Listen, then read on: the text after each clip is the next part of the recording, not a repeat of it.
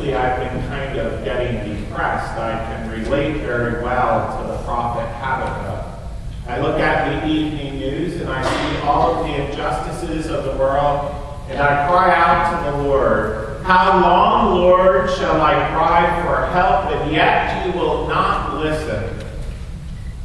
I read stories in the newspaper of people being robbed, people being mugged, people being killed, people having their houses broken into, and I cry, "Violence, Lord!"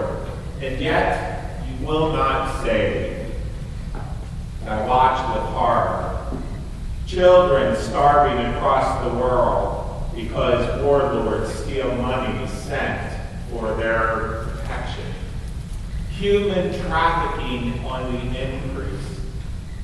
And I cry to the Lord, "Lord, the law has become slack and justice never seems to prevail. The wicked surround the righteous, therefore judgment comes forth to us perverted." Prophet Habakkuk, like countless of faithful people throughout the millennium, cry out to the Lord asking, "Why do bad things happen to good people? Why is it that in this world evil people seem to prosper? Why is it, Lord, that violence is the way in which people choose to receive power and authority? Lord, why is it that it seems like those who deceive us, those who lie to us, get ahead in this world? Where is the justice when our children starve or are beaten or tortured? Why do people we love have to die? Where are you, God? Why do you not act? We, like Habakkuk, remain steadfast in our petitions to our God. And if you are like me, you might think, the only thing I can do is stand at my watch post and station myself on the rampart, and I will keep watch to see what God will say to me and how God will answer concerning all of my complaints. I will be still, actively listening, actively watching for those places in which God is working in the midst of this evil generation. I will see God's presence in the life of that child who stands up against the bullying at school. I will hear God's voice in the voice of a child that gives thanks to God for scraps of food that were received that allowed his life to continue but one more day. I will see God's mercy when the suffering of the person I loved, when their life ceases, and now my loved one is comforted in the presence of my God. The injustices, the evil, the violence are not of God's doing, but rather come about due to human lack of faith. Habakkuk realized, along with many others, that indeed there is a lack of faith in our world. Habakkuk writes, "Look at the puffed up, look at the proud. Their spirit is not right within them. But the righteous will live by faith." What does it look like for you and I to actually live by faith? Our disciples in our gospel reading believed that faith was a consumable product, something that could be acquired or possessed, yet Jesus reminds them that indeed faith is a gift that flows freely from our God to inspire us, to uplift us, to support us, to affirm us, to help to give us hope in hopeless situations, to alleviate fears in our life. Faith, Jesus reminds us, even in small quantities, can in fact produce miracles. Think about what the future of the disciples would be, what the future of their lives would hold for them. Jesus will walk to Jerusalem. Jesus will be arrested, be put to death. They would become the next in Jerusalem's chopping block as they wait for their inevitable end. Yet, on the day of Pentecost, the Spirit of the Lord descends upon them. They waited, and they listened, and they saw. They speak in various languages. Their speech becomes bold instead of filled with fear. Their proclamation of the greatest of God becomes strong. Their numbers change literally overnight, receiving literally thousands of new believers within their midst.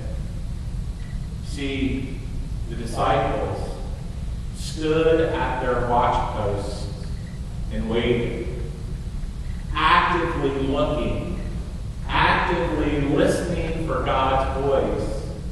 Then they allowed themselves to fully participate in the inbreaking of God's inevitable invitation to join them. This same pattern consists throughout all human time.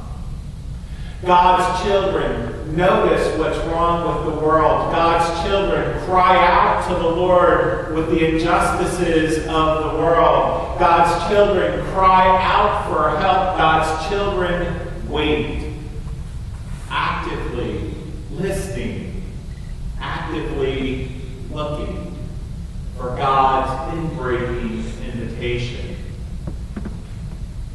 The forebears of Lutheran Christians who migrated and lived in Bethlehem at the end of the 1800s experienced this same kind of feeling.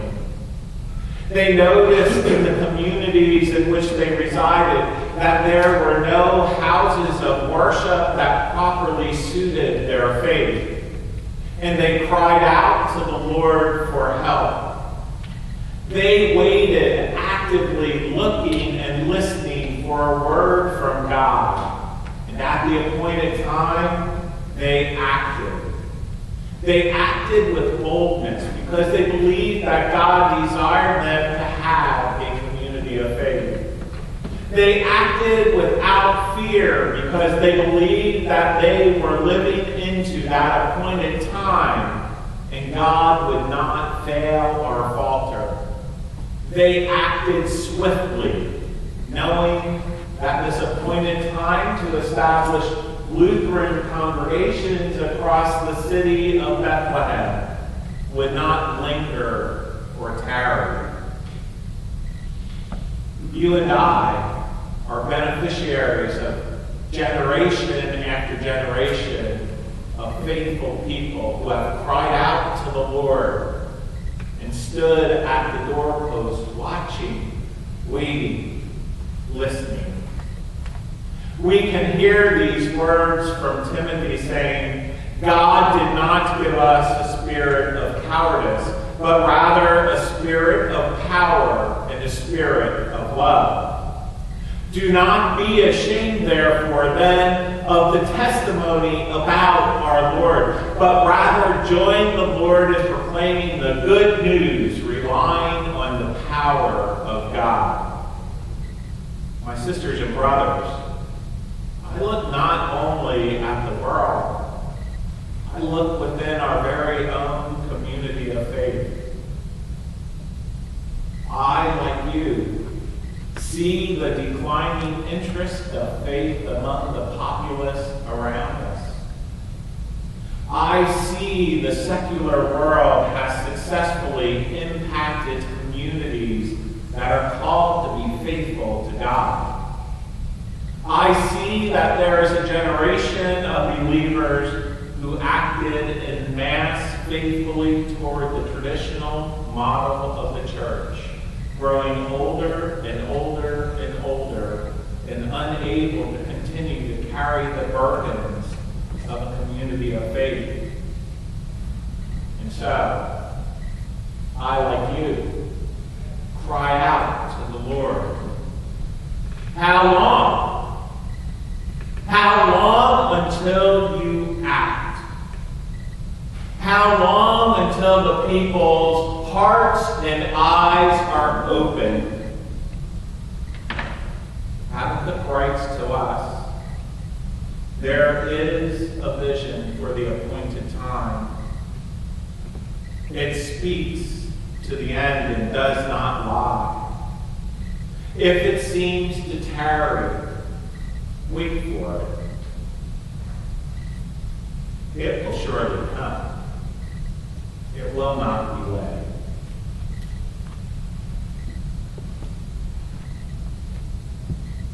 Is this our appointed time, my friends? Is this the time when we are truly to be inspired to allow God's compassion, God's forgiveness, God's mercy, and most of all, God's love, to proclaim not only in our spaces of worship, but perhaps even more importantly, in each minute of our daily living? For me, I will stand at my watch post.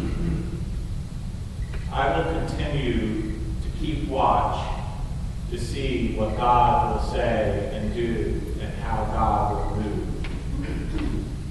I believe God's Spirit